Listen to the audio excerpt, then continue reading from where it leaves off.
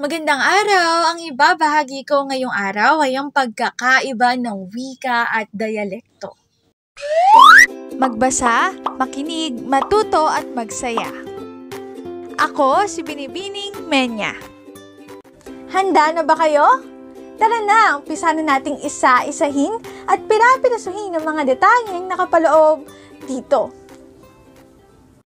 Maaari kong ibigay ang soft copy ng video na ito, mag-email ka lamang o kaya naman ay mag-message sa aking Facebook page. Ilalagay ko ang aking email sa gitnang bahagi ng video at ang Facebook page naman ay sa huling bahagi matatagpuan. Maraming salamat sa panonood!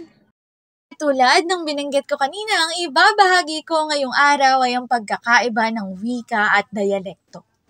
Ang wika ay isang malawak na sistema ng komunikasyon na ginagamit ng malaking grupo ng tao, madalas sa antas ng isang bansa o rehiyon.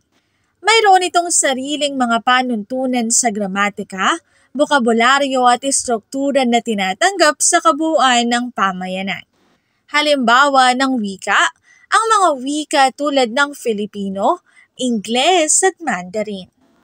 Kabilang banda, ang diyalekto ay isang bersyon ng isang wika na ginagamit sa isang partikular na rehiyon o komunidad.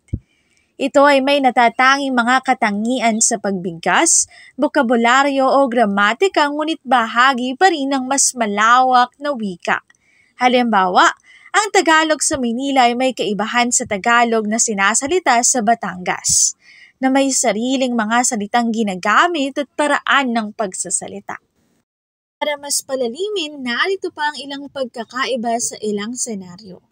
Kung pag-uusapan ng saklaw, ang wika ay mas malawak at opisyal na ginagamit bilang sistema ng komunikasyon. Samantalang, ang diyalekto ay mas lokal at nakatutok sa isang partikular na lugar o komunidad. Kung pag-uusapan naman ng pagkilala, ang wika ay may opisyal na status at ginagamit sa edukasyon, pamahalaan at media, habang ang diyalekto ay mas madalas na ginagamit sa pang-araw-araw na pag-uusap sa mga lokal na lugar. Para naman sa istruktura, ang wika ay mas may komplikadong gramatika at istruktura. Samantalang ang diyalekto ay maaaring magkaiba sa mga aspetong ito, ngunit bahagi pa rin ng mas malaking wika.